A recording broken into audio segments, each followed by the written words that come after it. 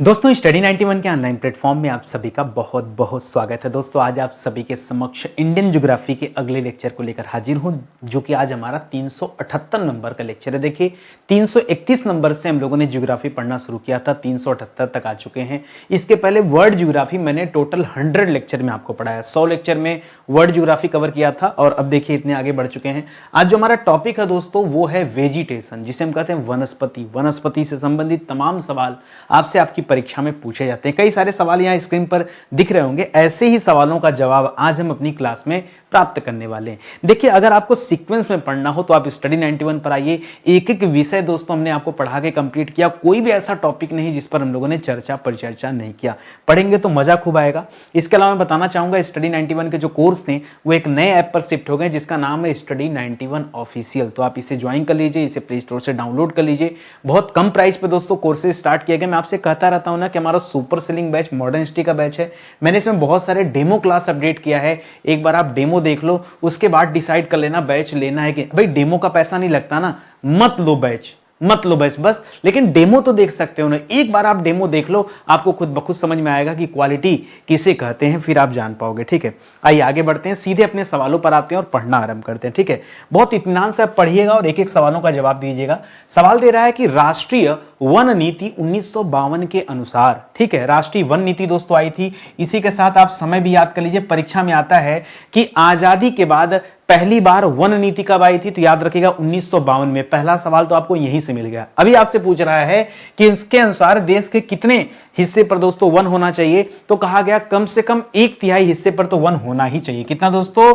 1/3 हिस्से पर वन होने की बात की। अगर इसी 1/3 को दोस्तों हम परसेंट में कन्वर्ट कर दें तो लगभग 33% आ जाएगा। वैसे तो 33.3333% आएगा, बट आप 1/3 या 33% याद रखो। इतना तो आप सभी जानते हैं। अगर मैं आपसे कह दूं ये तो ओवरऑल के लिए, ये औसत, ये जो आंकड़ा है दोस्तों, ये आंकड़ा क्या है दोस्तों? ये कहा गया औसतन। क्या कहा गया दोस्तों? कि औसतन कम से कम इतना होना चाहिए। अगर मैं आपसे पूछ लूं कि पर्वतीय क्षेत्र पर और मैदानी क्षेत्रों के लिए अलग अलग दोस्तों ये औसत कितना तय किया गया, इसी राष्ट्रीय वन नीति 1952 के तहत पर्वतीय क्षेत्र पर याद रखेगा जो वन तय किया गया वो लगभग 60% है, जबकि मैदानी क्षेत्र पर वन कितने होने चाहिए? कम से कम 20% हिस्से पर वन होना चाहिए। ये आपके लिए नई बात है। ठीक है, पुरानी बात हर बच्चा जानता है, नई बात सिर्फ आप जानते हैं। क्यों जानते हैं? कि आप स्टडी 91 पे विजिट कर रहे हैं, लगातार पढ़ रहे हैं। ठीक है, आइए अगले सवाल पर ले चलता हूं। इसी चैप्टर से एक और सवाल मान लीजिए बन रहा है आपसे परीक्षा में कि भारत में सर्वप्रथम किस वर्ष वन नीति का निर्माण किया गया। अब जो आपका पड़ोसी होगा ना वो क्या बताएगा कि सबसे पहले वन नीति आया 1952 में। क्या बताएगा दोस्तों? उसके अनुसार क्या रहेगा? उसके अनुसार रहेगा 1952 में। ठीक है, लेकिन जो 1952 का आंकड़ा दोस्तों ये तो आजादी के बाद का है। ये कब है दोस्तों? ये आजादी के बाद जो है पहली बार जो वन नीति आई वो 1952 में आई थी। अगर आप सही आंकड़े की बात करेंगे तो याद रखिएगा यहां पर आंकड़ा हो जाएगा 1894 ईस्वी। उस समय तो भारत आजाद भी नहीं हुआ था।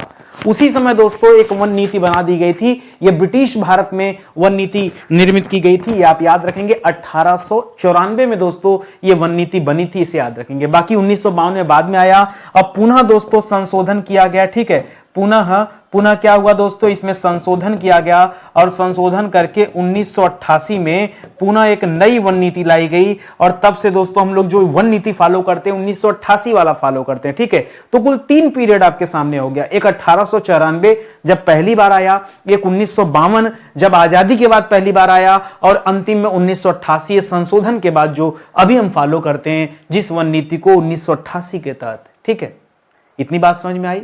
पढ़ेंगे तो बहुत आनंद आएगा, बहुत अच्छा लगेगा। ठीक है, आइए अगले सवाल पर आते हैं। इस चैप्टर से अगला सवाल क्या बनता है?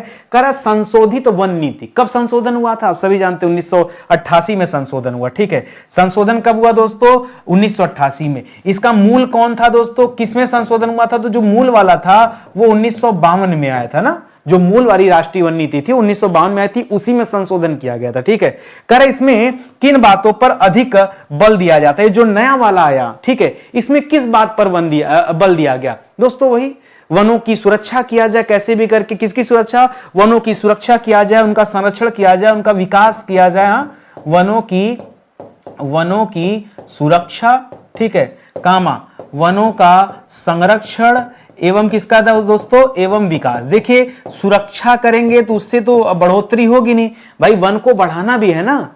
और ये तो ऐसा एक आदर्श आंकड़ा 1/3 का।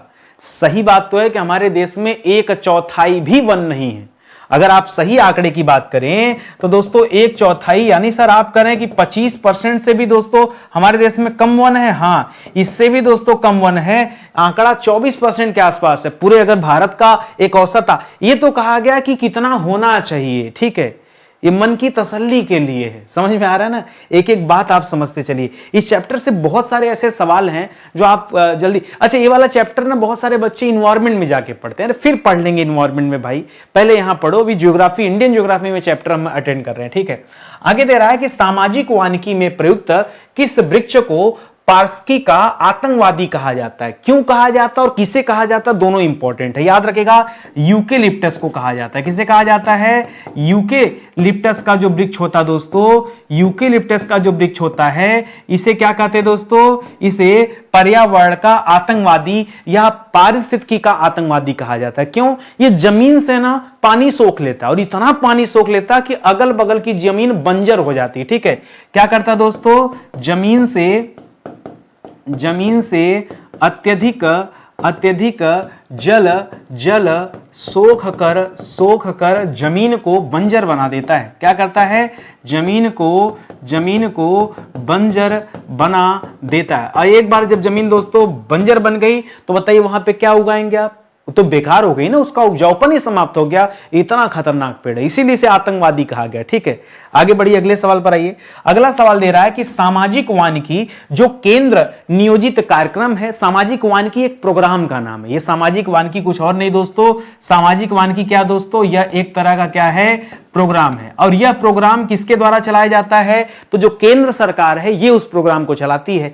कर इसके लिए वित्त एवं तकनीकी सहयोग, कर इसके लिए फंड और टेक्नोलॉजी, ठीक है, फंड प्लस टेक्नोलॉजी, ठीक है, टेक्नोलॉजी ये दोस्तों भारत कहां से प्राप्त करता है, किसके लिए दोस्तों, ये जो सामाजिक वानिकी नाम का प्रोग्राम चलाता है इसके लिए भारत सरकार। आप कहेंगे सर पैसा तो केंद्र सरकार दे रही होगी और फंड भी दे, नहीं, ये सब काम के लिए केंद्र सरकार पैसा नहीं देती है। फिर सर किस काम के लिए केंद्र सरकार पैसा देती है, ठीक है, केंद्र सरकार प्रचार प्रसार के लिए। हमेशा आप देखेंगे एक चीज मुझे बड़ी आहत करती है, सच बताएं, कभी मैं बजट वजट पढ़ता हूं, एक शब्द से मुझे बड़ी चिढ़ है, बहुत चिढ़ है, अंदरूनी चिढ़ है।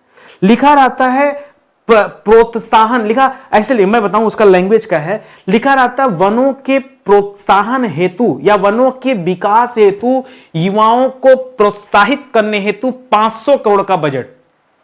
अरे महाराज 500 करोड़ में वन ही लगा दिए होते हैं, युवाओं को प्रोत्साहित अंदर से कर रहे हो, कितना प्रोत्साहित, ये प्रोत्साहन में पैसा चला गया।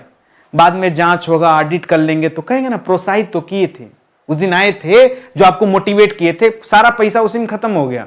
अरे उतने का ये मुझे प्रोत्साहन वर्ड से बड़ी जो नफरत है, ठीक है। और आप भी अगर कभी हमसे कहते हैं ना, कोई बच्चा हमसे कहता है सर एक वीडियो बना दो ताकि ये मोटिवेशन वाला वीडियो, पता नहीं खून खौल जाता है, ठीक। काहे का मोटिवेशन भाई, हाँ, तुमको नौकरी मिली नहीं है, तुम कह रहे मोटिवेशन चाहिए। अरे मोटिवेशन उसको चाहिए होता है जो एक पायदान पहुंच गया होता है कि हमको सर और ऊपर जाना, ऊपर से भी ऊपर जाना है, उसको तुम तो पहले से नीचे हो, तुमको कहेगा मोटिवेशन भाई, तुमको तो पहले से मोटिवेट होना चाहिए। ये मोटिवेशन भूल जाओ, अपनी आत्मा के अंदर ना हमेशा आग को जला के रखो कि नहीं अपने से उड़ जाना है, ठीक है। मोटिवेशन की जरूरत नहीं होनी चाहिए। खैर मैं बात करूं मोटिवेशन मतलब प्रोत्साहन, वही बात हो गई। तो ये प्रोत्साहन वर्ड बड़ा बेकार। तो यही कह रहा दोस्तों, ये फंड और तकनीकी सहयोग दोस्तों ये किस देश से लेता है, तो ये 2-3 देश इसमें मदद करते हैं। एक तो दोस्तों विश्व बैंक मदद करता है सबसे पहले, तो याद रखिए सबसे ज्यादा फंड जो मिलता है भारत को विश्व बैंक से मिलता है। विश्व बैंक के अलावा दोस्तों कनाडा से मिलता है। कनाडा से वैसे भी रिलेशन थोड़ा सा गड़बड़ चल रहा है, ठीक है। इसके अलावा स्वीडन देश का नाम सुना होगा, स्वीडन की राजधानी स्टॉकहोम है। सर कनाडा की पूछने आए हो, टेस्ट चल रहा है हमारा। ओटावा, कनाडा की राजधानी क्या है, ओटावा, और स्वीडन की राजधानी क्या है दोस्तों, स्टॉकहोम है। यहीं से नोबेल पुरस्कार बढ़ता है, अल्फ्रेड नोबेल साहब यहीं के रहने वाले थे, ठीक है। ये सब बातें आप याद रखेंगे। आगे बढ़िए, अगले सवाल पर आइए। अगला दे रहा है कि देश का पहला प्राइवेट, बहुत ध्यान से पढ़िएगा, प्राइवेट, इसी शब्द को परीक्षा में क्या लिख सकता है, निजी लिख सकता है। क्या लिख सकता है, निजी। कारण निजी बायोडायवर्सिटी पार्क दोस्तों कहां खोला गया, पहला निजी बायोडायवर्सिटी पार्क। देखिए सर, अभी तो हम उत्तर प्रदेश के रहने वाले हैं, तो पहले तो आप हमें बता दीजिए कि उत्तर प्रदेश का जो पहला बायोडायवर्सिटी पार्क है वो कहां खोला गया। ठीक है, डायवर्सिटी पार्क ये कहां खोला गया? तो ये खोला जा रहा है दोस्तों गाजियाबाद में। कहां खोला जा रहा है? गाजियाबाद में दोस्तों खुल रहा है बायोडायवर्सिटी पार्क। ठीक है, उत्तर प्रदेश की अगर हम बात करें तो, और निजी वाला दोस्तों एक कोयंबटूर में खुला है। ठीक है, अच्छा गाजियाबाद में कहां पर दोस्तों? तो ये भी याद रखेगा हिंडन के पास। ठीक है, और ये वाला दोस्तों कहां खुला है? तो ये दोस्तों कोयंबटूर में खुला है। कहां पर दोस्तों? ये निजी वाला जो है दोस्तों, ये पहला था कोयंबटूर में, और कोयंबटूर में कहां पर पूछ दिया तो याद रखेगा अनाईकुटी। कहां पे खुला दोस्तों? अनाईकुटी में दोस्तों देश का पहला प्राइवेट बायोडायवर्सिटी पार्क खुला है।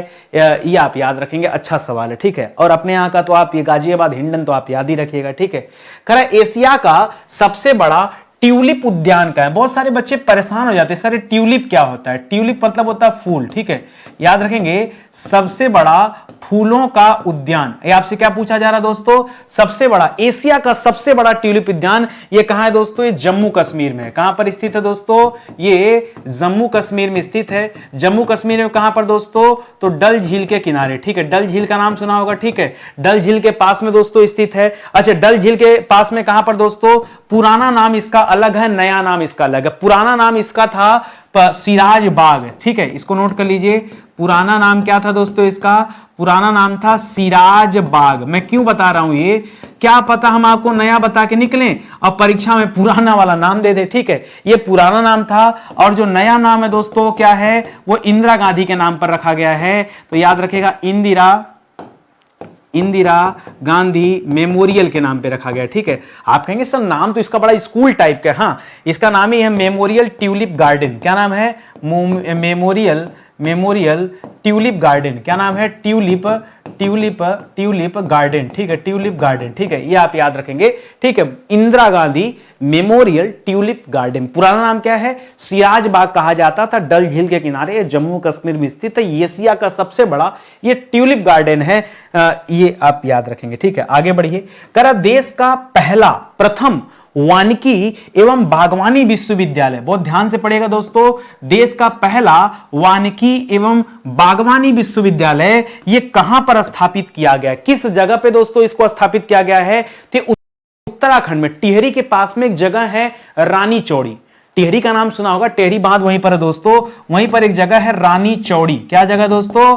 रानी चौड़ी जगह है। रानी चौड़ी जो जगह दोस्तों ये टिहरी में पड़ता है, और टिहरी दोस्तों कहां है? ये उत्तराखंड में स्थित है। ठीक है, उत्तराखंड दोस्तों उत्तर प्रदेश से ही अलग, उत्तर प्रदेश के 13 जिलों को काटकर दोस्तों उत्तराखंड का निर्माण हुआ था। ठीक है, 9 नवंबर सन 2000 को। ठीक है, 9 नवंबर सन 2000 को इसकी क्या हुई दोस्तों? स्थापना हुई है। ठीक है, उत्तराखंड की स्थापना हुई थी, ये आप याद रखेंगे। ठीक है, ऐसा ना समझ लीजिए कि मैं वानिकी की बात कर रहा हूं, मैं उत्तराखंड की स्थापना की बात कर रहा हूं।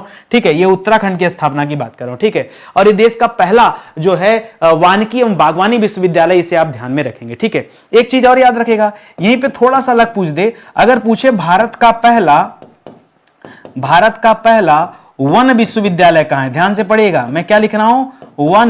वन विश्वविद्यालय ये कहां पर स्थापित किया जा रहा है? वन विश्वविद्यालय। ठीक है, इसका नाम ही है ये दोस्तों, याद रखिएगा, यह तेलंगाना में स्थापित किया जा रहा है। तेलंगाना का स्थापना 2 जून 2014 को हुआ था। कब हुआ था? 2 जून 2000। सर आपको कैसे याद रहता है? अरे 36 उत्तर झार तेलंगाना, ऐसे याद रखो ना। 36 माने छत्तीसगढ़, पहले छत्तीसगढ़ की स्थापना हुआ 1 नवंबर सन 2000। उत्तर मतलब उत्तरांचल की स्थापना हो, बाद में उसका नाम उत्तराखंड पड़ा। ठीक है, तो वो हो जाएगा 9 नवंबर, और झार मतलब झारखंड हो 15 नवंबर, तो 1 9 15, और फिर 2 जून को आकर के यहाँ पे हो जाएगा। ठीक है, वो नवंबर में था, जून में था, 2014 में, सन 2000 में था। ठीक है, तो थोड़ा पढ़ना पड़ता है, बार बार स्टडी करेंगे तो आपको भी याद हो जाएगा। ठीक है, आइए आगे बढ़ते हैं, अगले सवाल पर आते हैं। करा वन महोत्सव ये कब मनाया जाता है? कब से कब तक मनाया जाता है? तो पूरा 1 सप्ताह मनाया जाता है दोस्तों। जो वन महोत्सव होता है जुलाई महीने में आता है। ये कब से कब तक आता है दोस्तों? अच्छा नहीं लिख रहा कब से मनाया जा रहा है, ये अलग चीज पूछ रहा कब से। तो आजादी के बाद से 1950 ईस्वी से दोस्तों मनाया जा रहा है। कब से मनाया जा रहा है ये वन महोत्सव? 1950 ईस्वी से मनाया जा रहा है। ये पॉइंट आप याद रखेंगे, कोई दिक्कत आपको? और किसने शुरू किया था? उसमें तत्कालीन कृषि मंत्री थे के.एम. मुंशी जी, उन्होंने दोस्तों इसे स्टार्ट कराया था। तो ये पॉइंट भी याद रखेंगे। ठीक है, क्या याद रखेंगे? तत्कालीन कृषि मंत्री के एम मुंशी ने शुरू किया था। किसने किया था? के एम मुंशी जी ने दोस्तों शुरू किया था इसे वन महोत्सव मनाया जाना। ठीक है, और कब? पूरा सप्ताह चलता दोस्तों, 1 जुलाई से 7 जुलाई तक दोस्तों हर साल ये मनाया जाता, तो उसे भी आप याद रखेंगे। ठीक है, आगे बढ़ा जाए अगले सवाल पर। चलिए, वन महोत्सव सप्ताह अगला सवाल ही आ गया। वन महोत्सव सप्ताह दोस्तों कब मनाया जाता? तो कब से मनाया जाता? अगर ये पूछता तो याद रखेंगे, अगर पूछता कब से मनाया जाता है तो याद रखेगा, आपने पीछे पढ़ा कि वर्ष 1950 ईस्वी से दोस्तों मनाया जा रहा है। और कब मनाया जाता दोस्तों? तो याद रखिएगा 1 से लेकर 7 जुलाई तक। सिंपल सी बात है, एक सप्ताह मनाया जाएगा, तो जो जुलाई का पहला सप्ताह होता है वही दोस्तों क्या होता है? ये वन दिवस उसी दिन मनाया जाता है। और 1 तारीख को संयोग डॉक्टर दिवस भी मनाया जाता है। ठीक है, ये सब छोटी छोटी चीजें याद रखेंगे। क्राफ्ट कला प्रशिक्षण केंद्र, बहुत ध्यान से पढ़िए। क्राफ्ट कला प्रशिक्षण केंद्र की स्थापना, 2 चीजें बताना, एक तो कब किया गया, दूसरा कहां किया गया। सन भी बताना और स्थान भी बताना है। तो याद रखेगा, कब पूछेगा तो बताएगा जब भारत पाकिस्तान का युद्ध हुआ था। किसका युद्ध? Bharat Pakistan, Indo China war तो 1962 में हुआ था। इंडो पाकिस्तान वार जो था दोस्तों वो 1965 में हुआ था। उस समय दोस्तों इसको स्थापित किया गया। ठीक है, याद रखेंगे, मैंने इसको ऐसे ही याद रखा है, नहीं भूल जाते दिमाग से। ठीक है, इंडो पाक वार जो है दोस्तों ये भी 1965 में हुआ है, तो इससे आप याद रख सकते हैं। ठीक है, कला से भारत ने जीत लिया। और कहां पे दोस्तों इसको आयोजित किया गया? तो याद रखेगा, इसका आयोजन किया गया देहरादून में। ठीक है, ये जो इसका स्थापना किया गया, आयोजन नहीं, इसकी स्थापना जो किया गया, कोई इवेंट तो था नहीं कि आयोजित किया जाएगा। ठीक है, ये संस्थान था जिसको स्थापित किया गया देहरादून में। कहां पर? देहरादून में। क्राफ्ट कला प्रशिक्षण संस्थान, एक तरह का ट्रेनिंग इंस्टीट्यूट है, इसे आप ध्यान में रखिएगा। ठीक है, आगे बढ़िए, अगले सवाल पर आइए। कर वन संरक्षण अधिनियम संशोधित 1988 के प्रमुख लक्ष्य दोस्तों क्या है बताना है। कर जो वन संरक्षण अधिनियम है, ये जो संशोधन वाला है 1988 में, इसका लक्ष्य दोस्तों क्या रखा गया? बहुत कुछ है दोस्तों। जैसे आपने पीछे पढ़ा था दोस्तों, वन संरक्षण, क्या पढ़ा था? वन संरक्षण, वन की सुरक्षा एवं विकास। ठीक है, सुरक्षा एवं विकास। ठीक है, ये आप था। और क्या हो सकता दोस्तों? पर्यावरण स्थिरता। क्या दोस्तों? बनाइए ना पॉइंट, ऐसे पॉइंट जब बनाएंगे तभी आपको समझ में आएगा। वनों को काटेंगे तो पर्यावरण अस्थिर हो जाएगा। ठीक है, तो उसकी स्थिरता की बात भी किया गया। ठीक है, इसके अलावा जीव जंतुओं के संरक्षण की बात भी की गई। ठीक है, जीव जंतुओं के संरक्षण की बात भी दोस्तों, ऐसा नहीं कि सिर्फ वनों को संरक्षित किया जाए, इसमें जीव जंतुओं के संरक्षण की बात भी की गई। ठीक है, और लोगों के मूल आवश्यकताओं को पूरा करने की बात की गई। लोगों की मूल आवश्यकता पूर्ति की भी बात की गई। ठीक है, आवश्यकता पूर्ति की भी बात की गई। ठीक है, तो ये सारी चीजें दोस्तों इस वन संरक्षण के तहत रखा गया है, इसे आप ध्यान में रखिएगा। ठीक है, आगे बढ़ते हैं। करा एबोनी वृक्ष है दोस्तों, एक वैरायटी वृक्ष की। ठीक है, करा एबोनी का जो वृक्ष है दोस्तों ये कहां पाया जाता है और एबोनी के वृक्ष का यूज क्या होता है, ये आपके लिए थोड़ा नया सवाल होगा। तो जो एबोनी है दोस्तों ये खास करके दक्षिण भारत में मिलता है, जैसे कर्नाटक हो गया, कोयम्बटूर हो गया, नीलगिरी वाला बेल्ट हो गया, वहां पे दोस्तों ये ज्यादा मिलता है। ठीक है, तो आपके परीक्षा में न जाने क्या देगा, इसलिए आप 3-4 चीजें लिख लीजिए। जैसे लिख लीजिए दोस्तों कर्नाटक हो गया, जैसे लिख लीजिए दोस्तों कोयम्बटूर हो गया। क्या हो गया? कोयम्बटूर हो गया। कोयम्बटूर में दोस्तों सुगर क्रेन के लिए भी दोस्तों एक इंस्टीट्यूट है। ठीक है, केरल वाला दोस्तों जो मालाबार है, तट है, वो हो गया। केरल के पास में दोस्तों एक त्रावणकोर पड़ता है जगह। ठीक है, त्रावणकोर हो गया। ये जो जगह दोस्तों एबोनी वृक्ष यहीं पे पाए जाते हैं। और एबोनी वृक्ष की जो लकड़ियां होती हैं वो खास करके दोस्तों प्रसिद्ध हैं, उनसे संगीत वाद्य यंत्र बनाए जाते हैं। ठीक है, एबोनी वृक्ष की लकड़ियों से, ठीक है, लकड़ियों से क्या निर्मित होता दोस्तों? वाद्य यंत्र, जैसे बीड़ा हो गया, तबला हो गया, ढोलक हो गया। लकड़ी की जरूरत पड़ती है ना, उसके लिए दोस्तों इसी एबोनी की लकड़ी का यूज किया जाता है। ये उसमें दोस्तों बड़ी अच्छी होती है, उसी चीज। देखिए हर लकड़ी से सब कुछ नहीं बन सकता। ठीक है, प्रत्येक लकड़ियों का यूज जो है अलग अलग स्थान पे होता है। तो ये जो एबोनी है इसका यूज दोस्तों खास करके इन वाद्य यंत्रों को बनाने में किया जाता है। बाकी नक्काशीदार बहुत सारी चीजें भी बनाई जाती है। ठीक है, कह रहा है रेजिन दोस्तों कहां से प्राप्त होता है? रेजिन दोस्तों कहां से प्राप्त होता है? तो ये प्राप्त होता है पाइन से। किससे मिलता है दोस्तों? पाइन। तो पाइन को ही दोस्तों हम क्या कहते हैं, पाइन को हम चीड़ कहते हैं। क्या कहते हैं, तो याद रखेगा चीड़ के वृक्ष से दोस्तों ये रेजिन प्राप्त होता है, इसे आप याद रखेंगे रेजिन। ऐसे ही सवाल आएगा परीक्षा में एक लाइन में और सीधा सीधा उसका उत्तर लिखा रहता है, या उल्टा करके भी पूछ सकता है कि चीड़ के वृक्ष से क्या प्राप्त होता है, तो उत्तर में रेजिन आ जाएगा, ऐसा भी हो सकता है। ठीक है, तो दोनों तरफ से आप अलर्ट रहिए। टैनिन आपने नाम सुना होगा। टैनिन जो है दोस्तों ये कहां से प्राप्त किया जाता है, जैसे रेजिन तो चीड़ से मिलता है, उसी तरह टैनिन दोस्तों किससे प्राप्त किया जाता है, टैनिन कहां से प्राप्त किया जाता है, तो कई जगह से। ठीक है, जैसे अपने आप इसमें अर्जुन का नाम सुना होगा, जैसे वॉलनट का नाम सुना होगा, सुना है कि नहीं। तो इसमें बहुत सारे ऑप्शन परीक्षा में मिल सकते हैं, इसलिए उपरोक्त सभी के लिए आप दोस्तों तैयार रहिए। आपने चेस्टनट का नाम सुना होगा, वॉलनट, चेस्टनट, सुना है कि नहीं ये सारे नाम। ठीक है, तो याद रखेगा। और कहां से, एक ऑप्शन और लिखिए मैग्रो से। ठीक है, मैग्रो के जो वृक्ष होते हैं, मैग्रो वहां से। ठीक है, मैग्रो वृक्ष से भी दोस्तों ये टैनिन प्राप्त किया जाता है, ये आप ध्यान में रखिएगा। ठीक है, आगे बढ़ा जाए, अगले सवाल पर आते हैं। ध्यान दीजिएगा, स्टडी 91 के प्लेटफॉर्म से ये जो क्लास चल रही है अभी, ठीक है, इस क्लास को वैसे तो सुबह के 9 बजे दिया जाता है। ठीक है, लेकिन कभी कभार दोस्तों ऐसा होता है जब क्लास सुबह 9 बजे नहीं जा पाती तो उसको मैं किसी अलग टाइम पे भी पब्लिश कर देता हूं ताकि आपका कोई नुकसान ना हो। अब तक इस क्लास में दोस्तों आप जान ही रहे हैं कि 375 से अधिक लेक्चर मैंने कंप्लीट करा दिया। अब तक दोस्तों 11,000 से अधिक सवाल पर हम लोग क्लास में ऐसे चर्चा कर चुके हैं। ठीक है, इतना चर्चा हमारा कंप्लीट हो चुका है। ठीक है, और ये 5 बड़े विषय मैं आपको पढ़ा चुका हूं, एंशिएंट, मिडावल, मॉडर्न, पॉलिटी और वर्ल्ड ज्योग्राफी। ये अच्छी तरह से मैंने पढ़ा दिया, इसमें अब कुछ भी नहीं बचा। आप कोई भी टॉपिक पढ़ना चाहिए इन विषय से संबंधित, आप उस विषय का नाम लिखिए, उसके आगे लिखिए नितिन सर स्टडी 91, आपको वीडियोस मिल जाएगा। ठीक है, बहुत सारे बच्चे दोस्तों हिंदी पढ़ने के इच्छुक हैं, तो हिंदी की क्लास देखिए रात को 8 बजे चलती है। कब चलती है दोस्तों, हिंदी की क्लास कब चलती है, रात को 8 बजे चलती है। तो आप इस टाइम अगर तैयार रह सकते हैं तो फिर बेहतर है आपके लिए। ठीक है, आइए आगे बढ़ते हैं। अगला सवाल दे रहा दोस्तों, टैनिन का यूज कहां पे किया जाता है। ठीक है, अभी इसके पहले हमने क्या पढ़ा दोस्तों कि टैनिन प्राप्त कहां से होता है। ठीक है, तो हमने क्या क्या पढ़ा दोस्तों कि टैनिन जो प्राप्त होता है ये अर्जुन के वृक्ष से प्राप्त होता है, ये चेस्टनट से प्राप्त होता है। किससे प्राप्त होता है, चेस्टनट से। ये जो दोस्तों मैग्रो वृक्ष से प्राप्त होता है। ठीक है, मैग्रो वृक्ष से प्राप्त होता है। ये तो प्राप्ति वाली बात हो गई। करा टैनिन का यूज कहां पे किया जाता है, तो टैनिन का यूज किया जाता है चमड़े के शुद्धिकरण के लिए। किसके लिए यूज किया जाता है, ये जो टैनिन है इसका यूज कहां किया जाता है, याद रखेंगे चमड़े के, परीक्षा में ऐसे ही देगा। ठीक है, चमड़े के शुद्धिकरण हेतु दोस्तों इसका उपयोग करते हैं, टैनिन का प्रयोग करते हैं, ये आप याद रखेंगे। ठीक है, आगे बढ़िए, अगले सवाल पर आइए। अगला सवाल दे रहा है कि पश्चिमी घाट के ढालों पर उगने वाली किस लकड़ी का उपयोग फर्नीचर बनाने में या फिर वाहन जो गाड़ियां होती दोस्तों उसमें भी लकड़ी की कई जगह यूज किया। ट्रक व्रक में देखिए खूब लकड़ी लगती है। ठीक है, कई बार पहिए बनाने में यूज किया जाता है, इक्का उक्का गाड़ी जो होती है उस पहिए बनाने में। वैगन मतलब जानते हैं, ट्रेन की बोगी।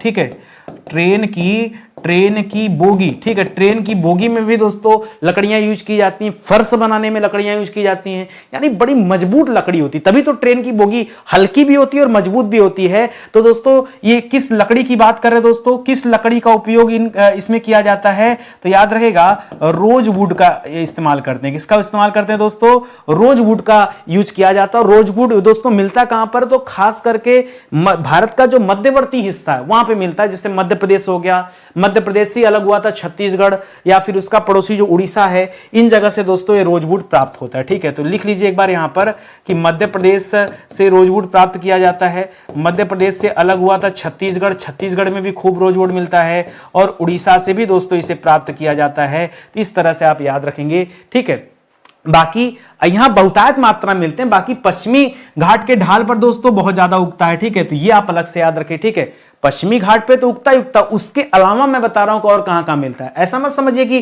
केवल यहीं मिलता है। ठीक है, इसके अलावा पश्चिमी घाट पे तो मिलता ही है। ठीक है, पश्चिमी घाट पर यह तो प्राप्त ही होता है। ठीक है, इसी तरह एक और सवाल देखिए, लिख रहा है कि पश्चिमी हिमालय से। ठीक है, पश्चिमी हिमालय मतलब जो पाकिस्तान साइड वाला हिमालय है उसकी बात कर रहा है। ठीक है, कह रहा पश्चिमी हिमालय से प्राप्त होने वाली किस लकड़ी का यूज हल्की पेटियां बनाने में या किसी सामान की पैकिंग वगैरह करने में, चाय या फिर कपड़े वपड़े की जो पैकिंग होती है, ठीक है, आप देखिए उसमें लकड़ी की पतली पतली फट्टियां लगी होती वो करने में, या फिर दिया सलाई जो माचिस बनता उसमें, या कागज की लुगदी बनाने में, या फर्श में तख्ताबंदी आदि करने में इसका यूज किया जाता है। ठीक है, तो आपने नाम सुना है, इंग्लिश में इसे कहते हैं सिल्वर फर। क्या कहते हैं इस पौधे को, क्या कहते हैं इस वृक्ष को, क्या कहते हैं, इसे कहते हैं सिल्वर फर, या फिर इसी को क्या कहते हैं दोस्तों, सिल्वर फर को यार हिंदी में क्या बोलते हैं, मैं भूल रहा हूं।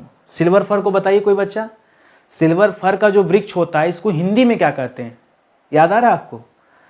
जैसे पाइन कहते हैं चीड़ को, उसी तरह से इसको क्या बोलते हैं, बड़ा अच्छा सा नाम है यार, मैं भूल रहा हूं। ठीक है, श्वेत सनोवर बोलते हैं क्या, एक बार चेक कर लेना आप। ठीक है, मैं थोड़ा कंफ्यूज हूं, श्वेत सनोवर। ठीक है, तो याद रखिएगा सिल्वर फर, मैं स्टार लगा दूं क्या इस पे, कोई गारंटी नहीं कि मैं सही बोल रहा हूं। ठीक है, तो सिल्वर फर तो सही है बिल्कुल। ठीक है, श्वेत सनोवर एक बार आप चेक कर लीजिएगा। ठीक है, ये नाम दिया जाता है, ये पश्चिमी हिमालय में प्राप्त होने वाले मिलने वाले दोस्तों लकड़ियां हैं, जिनका यूज दोस्तों बहुत हल्की लकड़ियां होती है, तुमको याद रखेंगे, और काफी ऊंचाई पर मिलती हैं। ठीक है, लकड़ियां जब पश्चिमी हिमालय की बात की दिया तो आप ऊंचाई समझ जाओ। ठीक है, लगभग 2200 से लेकर 3000 मीटर की ऊंचाई तक दोस्तों जब आप जाएंगे तब दोस्तों ये सिल्वर फर के वृक्ष मिलेंगे, और उतना वहां जाने के बाद देखिए 1000-1500 मीटर तो आप पूछे चले ही जाते हैं, जब पहाड़ पे आप आ जाते हैं तो यहां तक चले जाते हैं। ठीक है, तो इसको याद रखें, हिमालय से लेकर नेपाल तक इसका विस्तार है। अगर पूछ दे स्थान आपसे तो क्या बताएंगे, यहां याद रखेगा हिमालय से लेकर, ठीक है, हिमालय से लेकर कहां तक दोस्तों, नेपाल तक इसका विस्तार है, ये आप याद रखेंगे। ठीक है, ये भी पूछ सकते हैं लोकेशन पूछे, पश्चिमी घाट आपने पढ़ा, मध्य प्रदेश पढ़ा, उड़ीसा पढ़ा, छत्तीसगढ़ पढ़ा, उसी तरह से इसमें भी 1-2 लोकेशन याद रखे। ठीक है, नदी के आसपास पूछ दे तो सिंधु नदी बताइएगा, सिंधु नदी के आसपास दोस्तों ये सिल्वर फर ज्यादा पाए जाते हैं। ठीक है, आगे बढ़िए, अगला दे रहा सवाल कि देवदार के वृक्ष कहां पाए जाते हैं। देवदार के वृक्ष भी दोस्तों काफी ऊंचाई पर पाए जाते हैं। आप अगर पहाड़ी पे नहीं है तो आप कभी भी देवदार वृक्ष नहीं देख सकते, जब पहाड़ी के ऊपर जाएंगे और ज्यादा ऊंचाई पे जाएंगे तब दोस्तों शंक्वाकार आकार में दोस्तों ढेर सारे देवदार के वृक्ष आपको नजर आएंगे। ये खास करके हिमाचल प्रदेश में ही मिलते हैं। ठीक है, ज्यादातर इसकी जो उगा हुआ है वो कहां पर दोस्तों, वो आपके हिमाचल प्रदेश में। ठीक है, कहां पर दोस्तों, ये इसके वृक्ष जो हैं देवदार के वृक्ष ज्यादातर कहां मिलते हैं, या आपके हिमाचल प्रदेश मिलते हैं। अच्छा, हिमाचल में पूछ दे कहां पर दोस्तों, तो हिमाचल में आपने चंबा का नाम सुना होगा, किसका नाम सुना होगा, चंबा का नाम सुना होगा, गढ़वाल का नाम सुना होगा, सुना है कि नहीं, चंबा या गढ़वाल। ठीक है, तो ये वाला जो बेल्ट है दोस्तों यहां पर ज्यादा पाए जाते हैं देवदार के वृक्ष। और ऐसे दोस्तों आप देखेंगे देवदार के वृक्ष तो ऐसे रहते हैं, देखिए मैं उसका आकार बता दूं आपको। ठीक है, ऐसे रहते हैं ये देवदार के वृक्ष, ऐसे पत्तियां ऐसे मुड़ी रहती हैं, ऐसे ऐसे रहते हैं। ठीक है, तो इस तरह शंक्वाकार वृक्ष होते हैं देवदार के। ठीक है, इसको आप याद रखिएगा। अच्छा, देवदार के वृक्ष से प्राप्त क्या किया जाता है, ठीक है, इससे सुगंधित तेल मिलता है। क्या मिलता है दोस्तों, इससे सुगंधित तेल की प्राप्ति होती है। किसकी प्राप्ति, ठीक है, सुगंधित तेल की प्राप्ति होती है, इसको आप याद रखेंगे। तो ये भी आपके लिए अच्छा सवाल हो सकता है, आपसे परीक्षा में उल्टा यही पूछ दे। ठीक है, कि बताइए कौन सा वृक्ष है जिसे सुगंधित तेल मिलता है, प्राप्त होता है। ठीक है, चलिए। अच्छा, चंदन वगैरह कहां मिलता है भैया, वो मलय के जंगल में। आ रही पुष्पा, देख लेना उसमें। ठीक है, कह रहा है किस वृक्ष की लकड़ी का प्रयोग चाय की पेटियां बनाने में, फर्नीचर बनाने में, दिया सलाई इत्यादि बनाने में इसमें किया जाता है दोस्तों। तो बताया था पीछे अभी आपको, इसमें कई लकड़ियां होती हैं, सबसे ज्यादा जो यूज होती है दोस्तों वो कौन सी है, तो है सिल्वर फर। कौन सा है दोस्तों, सिल्वर फर। और इसके लिए हमने शायद वो बताया था ना, श्वेत सनोवर बताया। ठीक है, श्वेत सनोवर, इसको भी आप याद रखेगा, स्टार लगा दे रहे हैं, एक बार देख लीजिएगा। ठीक है, तो एक तो सिल्वर फर जो है ये बहुत हल्की होती है, इसलिए दोस्तों इसका यूज किया जाता है। और कभी कभी दोस्तों चीड़ की लकड़ी का भी यहां पर यूज किया जाता है। किसका, कभी कभी चीड़ मतलब क्या हो गया, पाइन हो गया। क्या हो गया दोस्तों, जो पाइन की लकड़ी होती है उसका यूज भी दोस्तों चाय की पेटी वगैरह बनाने में किया जाता है, तो इसको भी आप याद रखेंगे। ठीक है, आपने पढ़ा होगा चीड़ वाले से रेजिन प्राप्त किया जाता है। क्या मिलता है दोस्तों, चीड़ के वृक्ष से ही दोस्तों क्या किया जाता है, रेजिन प्राप्त किया जाता है। पीछे सवाल दिया था ना रेजिन, हो सकता है एक शब्द और लिखेगा, टर्पेइन बोल दे। ठीक है, टर्पेइन। ठीक है, टर्पेइन। ठीक है, टर्पेइन, तो ये भी पूछ देगा दोस्तों, अगर टर्पेइन बताइए किससे मिलता है। ठीक है, टर्पेइन नहीं बोलते, टर्पेटाइन बोलते शायद। ठीक है, एक बार आप इसको, हाँ टर्पेटाइन ही बोलते हैं। अरे जिसे वो कहते हैं यार, वो कहते हैं ना विजोला कहते हैं ना, वो उसकी बात कर रहा हूं। ठीक है, विरोजा, ठीक है। तो ये टर्पेंटाइन जो होता है दोस्त, टर्पेंटाइन ही बोलते हैं ना, कुछ और बोलते हैं, अरे जो पेंटमाम यूज किया जाता है भाई, बिरोजा तो बोलते हैं, टर्पेंटाइन बोलते हैं ना, कुछ गड़बड़ होगा थोड़ा सुधार लेना, मेरी इंग्लिश थोड़ी गुलाबी है, तो आपसे निवेदन है कि मजा ना लीजिएगा। अपने आप में देखिए जितना मुझे समझ में आ रहा है और उतनी अच्छी अच्छी चीजें आपको बताते चल रहा हूँ, और ये दिमाग में आने के ऊपर है, दिमाग में आने के ऊपर है कि कब क्या क्लिक कर रहा है दिमाग में, कौन सी बात याद आ जा रही, जो याद आ जा रहा है वो लिख दिया जा रहा है, ठीक है। और उत्तर तो एक ही लाइन में होता है ना, ठीक है। आइए आगे बढ़ते हैं, अगले सवाल पर आते हैं। अगला सवाल दे रहा है क्रिकेट का जो बल्ला होता है ना, देखिए क्रिकेट का बल्ला भी दोस्तों लकड़ी का ही बना होता है, और क्रिकेट के बल्ले में जो प्रयुक्त लकड़ी होती काफी हल्की होती लेकिन ठोस होती है। अगर ठोस नहीं होता तो दोस्तों गेंद कहां दूर तक जाता, खोखला होता तो क्या दूर तक जा पाता गेंद, सवाल ही नहीं बनता। तो ठोस के साथ साथ हल्का, अगर भारी होगा तो खिलाड़ी थक जाएगा बेचारा, कैसे मारेगा, 2-4-10 ओवर खेलने में, मतलब 2-4-5-10 गेंद खेलने में और इसकी हालत खराब हो जाएगी। तो इस वजह से दोस्तों इसको आप अलग से याद रखेंगे। अच्छा, ये कौन से वृक्ष में होता है दोस्तों, तो याद रखेगा विलो, याद रखेगा उस वृक्ष का नाम ही क्या है दोस्तों, विलो का वृक्ष, ठीक है, या विलो का पेड़, ठीक है। इससे दोस्तों प्राप्त किया जाता है, ये जो क्रिकेट के बल्ले बनाने में प्रयुक्त लकड़ी है वो कौन सी है दोस्तों, विलो। अच्छा, ये मिलती कहां पर विलो की लकड़ी दोस्तों, हर जगह नहीं, ये उत्तर पश्चिम हिमालय में मिलती, ठीक है। कहां पर मिलती है, यह उत्तर पश्चिम हिमालय से प्राप्त, ठीक है, वहां से दोस्तों प्राप्त होती लकड़ी, ठीक है। विलो कहते हैं, इसके वृक्ष का नाम ही दोस्तों विलो है, उसी के लकड़ी से दोस्तों ये बैट बल्ले बनाए जाते हैं, जिसे बैट कहते हैं, बल्ले कहते हैं। कर वाद्य यंत्र हो गया या नक्काशी हो गया, इसमें किस लकड़ी का यूज करते हैं, देखिए ये हम पीछे ही पढ़ चुके थे, शुरुआत हमने इस किया था कि ढोलक हो गया, तबला हो गया, या फिर सितार वगैरह हो गया, गिटार हो गया, उसमें किस लकड़ी का यूज किया जाता है दोस्तों, तो पीछे भी मैंने बताया था। और यहां पर दोस्तों एक और आप याद रखेगा, वालनट, पीछे जो हमने बताया था दोस्तों आपको, वहां पर बताया था किसके बारे में, एबोनी के बारे में, छोड़िए ढूंढने में फिर टाइम जाएगा, ठीक है। तो वहां पर मैंने आपको एबोनी बताया था, क्या बताया था, एबोनी बताया था, ठीक है, एबोनी बताया था। एबोनी हो गया, वालनट हो गया, ऐसा नहीं कि सिर्फ एक ही की लकड़ी से, ठीक है, एबोनी की लकड़ी का भी यूज किया जाता, वालनट की लकड़ी का भी यूज किया जाता। मिलता कहां पर, ये सब पहाड़ी क्षेत्र में मिलेंगे, वही हिमाचल कश्मीर उधर ही जाइए, ठीक है, इधर नहीं, ठीक है, या तो कश्मीर भागिए या तो हिमाचल भागिए, ठीक है, जो ऊंचाई वाले बेल्ट है दोस्तों वहीं से दोस्तों इसकी प्राप्ति होती है। कहां, वालनट और यहां कहां ढूंढोगे भाई, हाँ, ठीक है, चेस्टनट वालनट कोई मिलेगा क्या, है सब।